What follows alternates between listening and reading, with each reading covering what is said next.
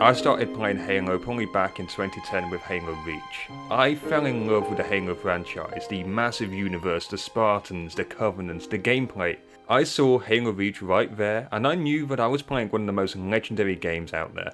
At least, I thought I was. Looking back, I never knew that my childhood favourite game could have started the decline of Halo, but today I'll be asking if it really did. What's up guys, it's me Lanky B, and today we're going to be talking about Halo Infinite and how this is the last chance for Halo, and really Xbox, to get it right. I'll be going over the main arguments supporting the advanced movement side and the classical movement side, and then I'll come up with a solution which really should make everybody happy and could actually be applied to multiplayer even this late into development.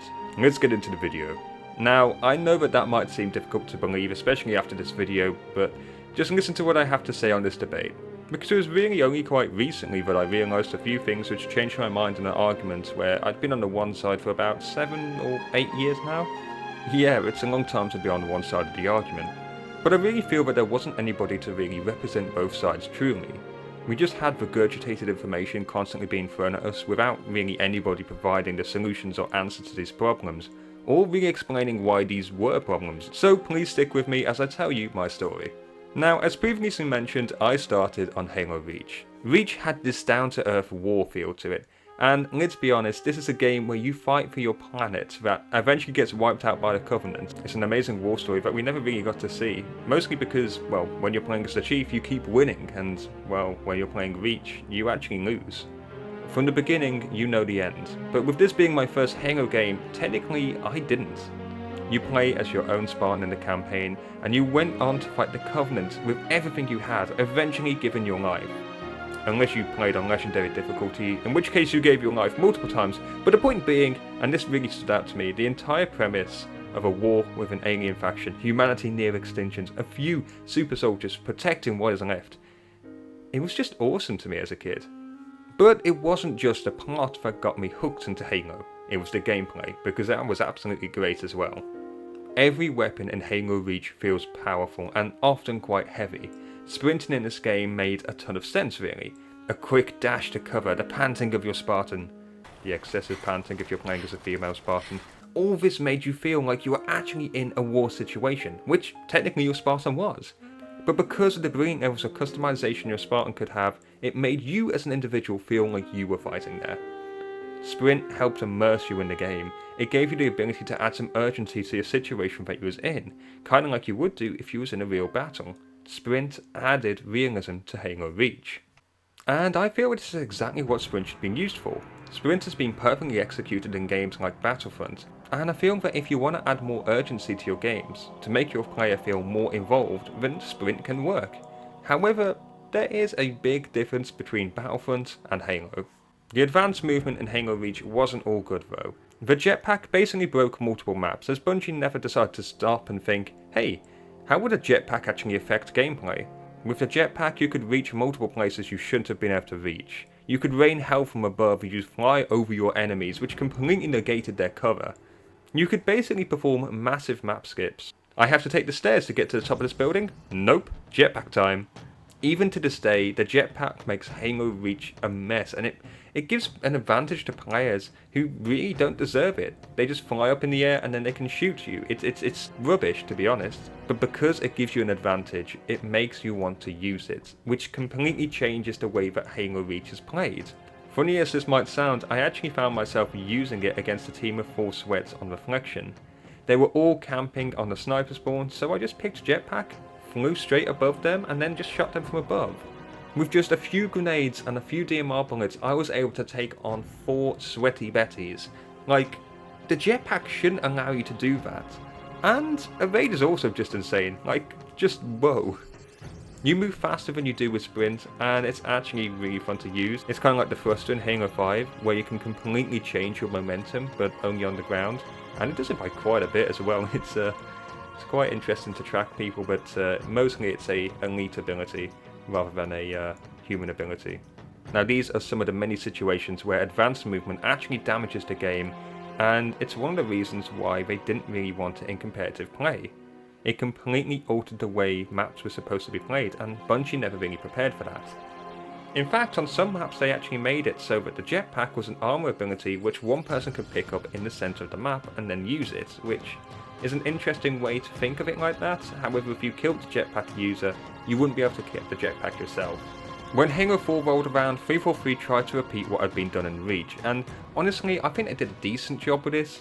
Sprint was now a built-in ability which felt a bit more fair, and it improved the pace of games. So all the games were more fast-paced, you had more options for your armor abilities, it brought more power to the Spartan that you were playing, and looking back, maybe that wasn't the best decision. You were now forced to play with Sprint, and whilst many people didn't really care about this, when you combined it with the custom loadout system, the weapon skins, the perks, the ordnance, it made Halo 4 an easy target for people to kind of ridicule and say that it was copying from other games. It really feels like it opened the floodgates for stupid complaints. I mean, people started complaining for many different reasons. Some of them were just absolute nitpicks. The hitboxes are too big. We should ban this weapon from casual play. Flood mode is bad. Okay, seriously, hold up a second. Because Flood mode in Halo 4 was honestly the best. Please 343 bring back the Flood assassinations and the Flood models. It was cool as heck. But anyways, there was really a shift in gameplay which I did notice. Halo 4 was missing a few things which felt central to Halo's core. After a year or two, I actually went back to Halo Reach and joined the clan community, which was still really active on there, showing that there was quite a few players still playing Reach. Now, it wasn't the fact that I disliked Halo 4. In fact, many new players actually started on Halo 4 and so many other people have called it their favourite Halo game. I think for me it's probably my third, maybe fourth favourite Halo game. I'm not too sure, I'll have to make a video on that when Halo Infinite drops. But back to the subject at hand. In Halo 4 I rocked Sprint and Jetpack combined with the Assault Rifle and DMR. I was able to get right up high above my enemies and I was able to exploit the map for my own gain. I was able to get great up close damage with the Assault Rifle, and I was able to use the DMR to kill enemies from afar, often whilst high in the air as well. Now, you also had the Thruster Pack, which wasn't really that good at lower levels, but I believe at higher levels quite a few players actually enjoyed being able to suddenly change their momentum. Well, I guess this is why it was added in Halo 5. And whilst on the subject of higher level players, 343 were really trying to push the esports side of things. I remember there being a massive 1v1 tournament which was really popular back in the day. However, all that happened was the players kept running away. In 12 minutes both only had 4 kills on one another, and really the other modes weren't as popular either. The competitive scene really died out for Halo, which is why we have HCS today. This wasn't 343's fault, as it was Bungie who really ruined the competitive scene with Halo Reach when they added Bloom. But 343 weren't able to bring it back with Halo 4. See, really 343 Industries could see that there's a problem at this point. Now really in this situation 343 Industries had really one or two ways to go. Should they go for advanced movement or should they go for classic movement? And I think going for full movements, which they did, was the best call to make, especially as we hadn't got to see what the full potential was for advanced movements. 343 had tried their best to act upon all player feedback, however, most of the feedback wasn't helpful. People wanted sprint removed, and they gave the reason that you could run away too easily. So 343 kept sprint but made it so your shields wouldn't regenerate whilst you was running away. See, this is a compromise, however this happened with a ton of things. People didn't want custom loadouts because they said it wasn't fair, so 343 removed loadouts and made it so people were forced to have fair starts. Armor abilities made the game unbalanced, so 343 removed armor abilities, but made it so a player had multiple armor abilities built in so everybody could use it. Again, fair starts. The entire system was built to please fans and kind of keep everyone happy, but really it divided fans more than ever. And this is really because the classic movement argument didn't make themselves clear. They didn't explain themselves. They came up with different problems. They didn't understand why they wanted these things. Mostly because there's people who had just jumped on the bandwagon to hate on 343.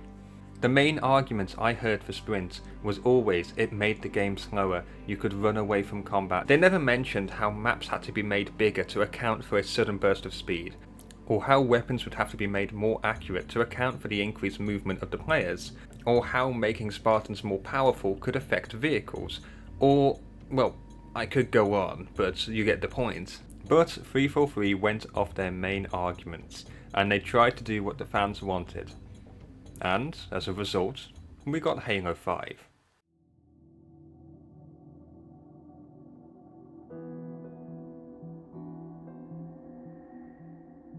I actually really enjoyed Halo 5 and its advanced movements, but currently I don't enjoy it as much as I used to. It became old and, well, I don't enjoy it as much as, say, something like Halo 2 Anniversary. See, all Halo games have three main pillars which I'll be talking about today, and although I've spoken about the pillar concept before with friends, I've never really thought about how it's changed and why. For those who don't know what the pillar concept is, allow me to quickly explain. Most shooters have two pillars. The first pillar is the player and what the player can do. What abilities does the player have? The second pillar is often the weapons. How good are the weapons? How do they interact with the players? With a higher movement game, you'll often see weapons being a lot more accurate and a lot more powerful, as seen in Halo 5. So these two pillars really need to be at the same level, go hand in hand to work efficiently, if you will. But with Halo, and quite a few other games actually, they have a third element, a third pillar, if you will. And I feel in Halo that this is the vehicles. What do the vehicles offer? How do they allow the player to interact with the map? How do weapons work against them, and how do players fare against them? These three pillars kind of need to be balanced to make Halo, well, Halo. Now, Bungie did actually try and add a fourth pillar, but they could never really get this right. In Halo 3 they tried to add equipment, which I hated, I thought it was completely unbalanced. Halo Reach and Halo 4 had armor abilities, which wasn't too bad. But really, it's only Halo 1, Halo 2 and Halo 5, which are the only games which stick to the main three pillars. Well, I say that about Halo 5. Halo 5 most of the time only has the two pillars, but I'll go on more about that in a sec. The size of these pillars have changed quite a bit over the years. Just look at the Spartans in Halo 1, 2 and 3. All these Spartans could do is run at a set speed, jump at a set height, and crouch. And with some weapons they could aim in. Halo 5 Spartans can walk, they can run, they can jump, they can crouch, they can clamber, they can slide, they can ground pound, they can spawn charge, they can stabilize, they can thrust, they can aim in with all weapons, even a sword. How do you aim in with a sword? Yeah, you can see that there's a slight difference in what the Spartans can do in Halo 5 and what they can do in, say, Halo 2. The Halo 5 Spartans offer you so many movement options that your Spartan can practically do anything. It's a complete power fantasy, and that's not what Halo has been about. Now, with the advanced movement, it means that the maps have had to actually account for the insane movement options which the players can have. Maps have gotten much bigger, however you can still cross them in a few seconds if you use your armor abilities. So with the bigger maps, how has this affected the weapons? It's safe to say that the weapons in Halo 5 have changed a ton from when you compare them to something like Halo 3. All the weapons have to have extra range on the bigger maps, which is why you can zoom in, to be honest. You can quite literally snipe people with the Magnum in this game, it's insane. Because the weapons are so laser accurate, the maps have had to account for this by blocking lines of sight, because if the maps were left so open, you'd get instantly killed by players. 343 knew this, which is probably why they didn't work on any BTB maps. But more on BTB in a bit. Now, it wasn't just the UNSC weapons which have changed. Most Covenant weapons have fired plasma projectiles which travel quite slowly, however they damage shields at a much faster rate. But because the players are so fast and can dodge so much, the Covenant weapons have to fire faster, meaning that the plasma has to travel faster as well. With the accurate weapons you can easily drill Covenants, but in the past Halo games you almost had to jump over and under all these plasma bolts coming towards you. You had to matrix your way through the oncoming plasma fire. It made the game feel so fun. In my recent legendary Halo 3 ODST solo run, I was doing this a ton. It was so much fun. But in Halo 5, whilst the level design is actually really decent, the enemies can just feel so boring to fight. The fact that all Covenant weapons, even the ones which are firing plasma at enemies, they just feel like they're hit scan now, it's just awful to see. And the Promethean weapons, well, whilst I do think these weapons look cool, and I feel that they can be quite fun to use, they're all lock-on weapons, they're all tracing, they just follow the enemy when you shoot. It's like, there's not that much skill to use these weapons, it's just a bit boring at times. Why does Halo 5 have so many weapons which lock on?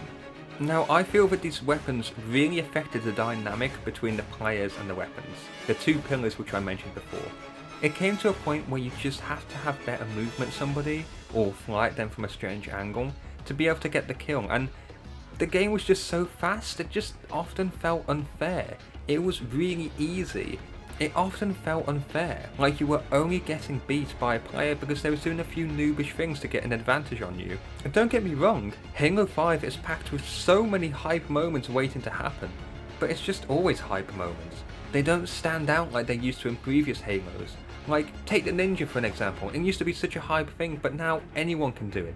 It's so simple to do as well. It's such a mad thing to complain that this game is too hyped, there's too many good moments, but it really is. It just feels like you're constantly doing something badass, like you're constantly pressing your Y button to ult. It's just strange. It just is. So the pillar for the players is sky high. The same can more or less be said for the weapons.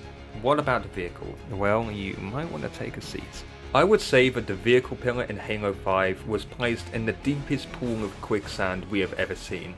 See, back in Halo 1, 2 and 3, the players didn't have many options, so the vehicles created a few extra options for players to have. A quick boost of speed, a better weapon, stuff like that, but in Halo 5, why would you pick some of these vehicles? See, vehicles really have a few options. They can shoot you or they can ram you. In Halo 5, the players have such advanced movement that ramming is often a bad option to choose. Players can fly over the map and board your vehicle, hijack you and sometimes kill you instantly. If you're in a Ghost or a Warthog, the weapons which the enemies have can laser you across the map. They can just kill you. If you're out in the open, which you will be, they will just kill you. Yeah, you're kind of starting to see the problems with vehicles, right? In older Halo games, the strengths and weaknesses of these vehicles were made more apparent. Take the Ghost as example. The driver was quite exposed from the sides, the guns were slow firing and often inaccurate, so you had to get in close to get a kill. But this meant that you could get hijacked if you were too close. But the Ghost was fast moving, it could ram enemies, it never had to reload. The extra maneuverability that you had with the Ghost made you want to pick it up. In Halo 5, if you pick up the Ghost, you will get lasered out that Ghost, and you will get hijacked if you get close because the players have such good movement options. And ramming enemies? Literally, even if you read a jump on an enemy, they can hold A and they can clamber on the front of your Ghost and hijack you anyway. Now take the Scorpion tank. This is a powerful vehicle. This can basically one-shot anything. It has a ton of health, however, it is a big target, and it's slow. If it misses a shot, it needs to reload, and that isn't a long time to wait, however it can be taken down or swarmed in that time whilst it's reloading.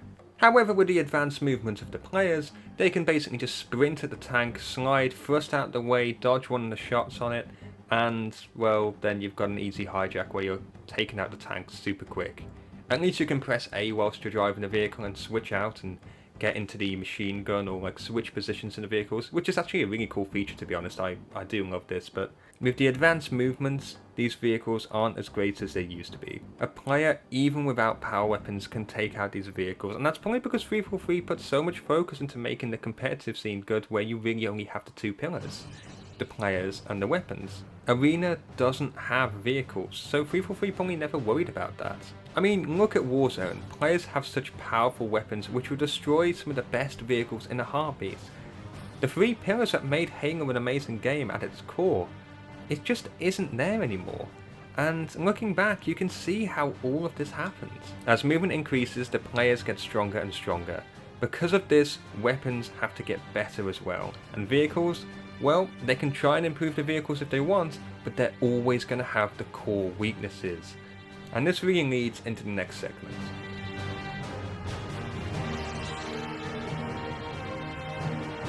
Really, I believe there are two ways to fix this.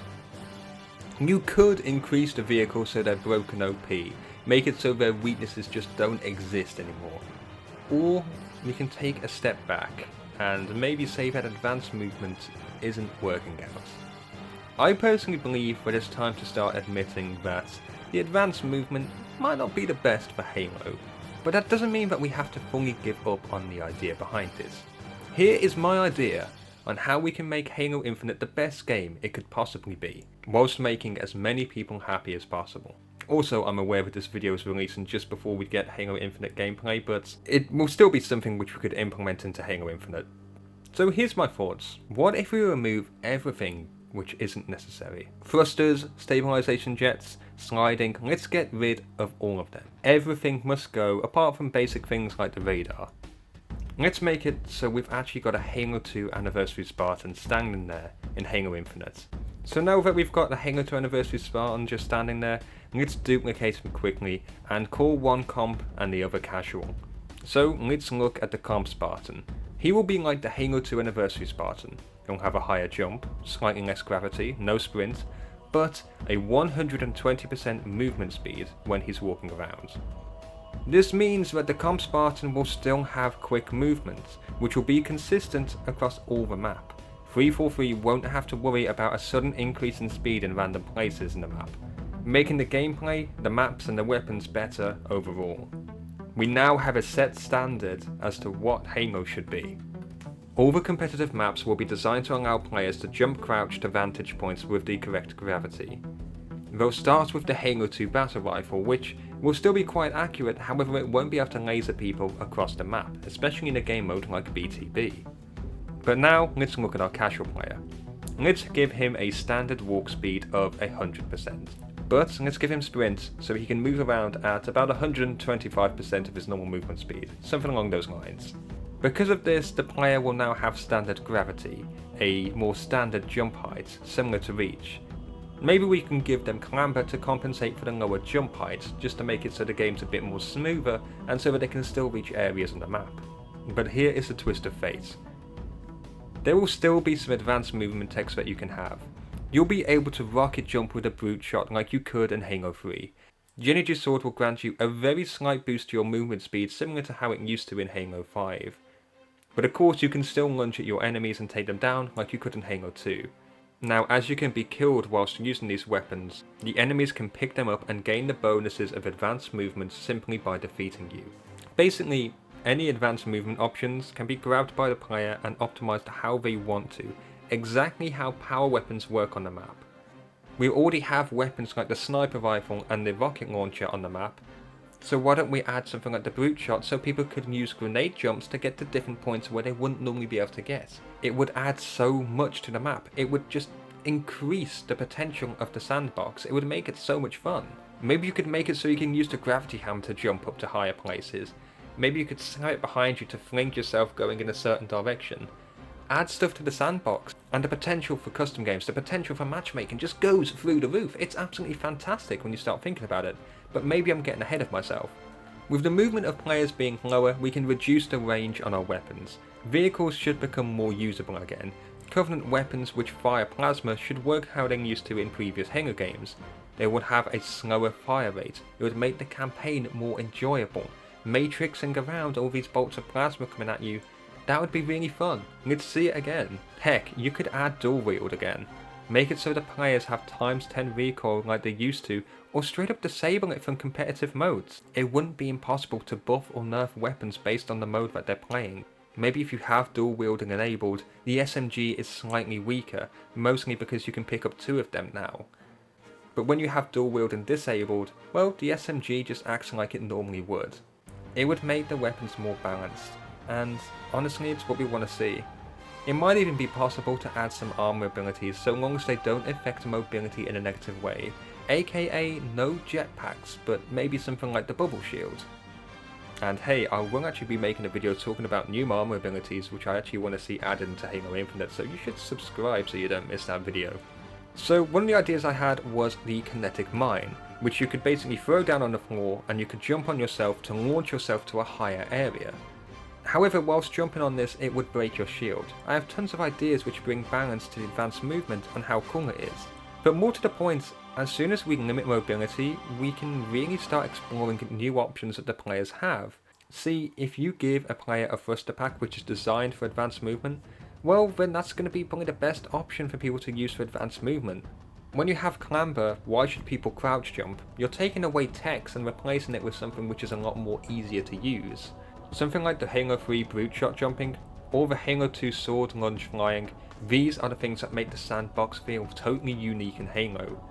Because I want to give you guys some of the best examples, I'm actually going to steal an idea from Chris Reagan. You guys should check out his channel because he's honestly fantastic, he makes great content and he was actually the guy who changed my mind on this argument. Now, Chris Reagan actually suggested a grappling hook, which I personally wouldn't like to see in Halo, but the concept is fantastic. Now, on first glance, using the grappling hook as an armor ability would break the game, which, to be honest, it would. But what if we made it so the grappling hook was a weapon which you could pick up? Suddenly there's a risk reward to using it, right? If you pick it up, you're giving away a weapon which can damage players, and if you die, an enemy can pick up this weapon from your body. Chris came up with ideas as well of what could happen if you grappled a Banshee. Could you climb the rope to hijack it? What if you grappled a vehicle when you're sitting in a mongoose as a passenger? I kinda wanna know what would happen then. See, this is where things get interesting, you know. What if there's a rocket and you shoot it with your grappling hook? Maybe you can swing it around you and slam it on the floor where your enemy is. Maybe you can steal grenades from an enemy and throw them back at them, or grapple onto a player and pull them forwards towards you, or pull yourself towards them. Maybe you could use it to assassinate a player. Maybe you could pull somebody out of a warthog. See, the possibilities are limitless, and this is similar to the kinetic mine idea. You could throw down a mine and use it on your enemies. If an enemy loses their shield and suddenly flies up into the air, maybe you can score a headshot on them. What if you use a vehicle to launch your warthog somewhere you shouldn't be able to get it? Similar to Halo 3, you can use it on yourself and you can lose your shields, but you might be able to fly up and get a vantage point to quickly snipe somebody. The ideas are limitless, but every idea feels balanced. It feels like there's a clear drawback to using this. If you jump on it yourself, you lose your shields. You're going to be an easy target for people to get because you're high up in the air. Now, as you can tell, I could probably talk about these things all day, but with just a little bit of creativity, we could implement ideas like this while staying true to what Halo is at its core. Imagine the custom games that can come out of some of these ideas. But now, I think I should actually close out the video with my final say. Really, in conclusion, I think Halo has lost part of its identity. Now that isn't me saying Halo is bad, there's still tons of people who play MCC and Halo 5, but I'd be lying if I said that Halo was as good as it used to be in the 360 days. I want Halo to be great again. I want Halo to be the king of Xbox, the king of gaming again. The best game. I want to have a game where I can invest hours into multiplayer, make new friends, have a laugh in custom games on the nights. MCC really has delivered on that recently. However, all we want is Halo Infinite to unite us under one game. We play Halo because it's Halo. We don't play Halo because it's like every other shooter. Otherwise we play games like Call of Duty. Halo Infinite looks really promising, and this late into development I don't think there's anything I can say that will change the way the game goes. But for what it's worth, Halo 5 is a great shooter. It's just lacking some of the core elements that I think make a great Halo game. I think that even if Halo Infinite is at the same standard as Halo 5, I think it's going to be a great game, but I don't think that it will give us the true Halo experience that really we deserve. As soon as we get to see gameplay, I'll be working on a video saying what my thoughts are. In fact, I might even live stream it, but what do you guys think? I hope you guys enjoyed the video because honestly this has probably killed my throat recording for this long. Like seriously, there's over 4,200 words at this point and that's like 13 pages. Hopefully you guys enjoyed the video and maybe you can see the argument a little bit more clearly now. I'd be happy to debate with some of you guys if you want to join the Discord. There's a link down below if you want to join, and don't forget to like the video and subscribe for more content. Halo Infinite is only a little bit away and I'll be making more content on it soon. Thanks for watching guys, and we'll see you in the next video. Peace out.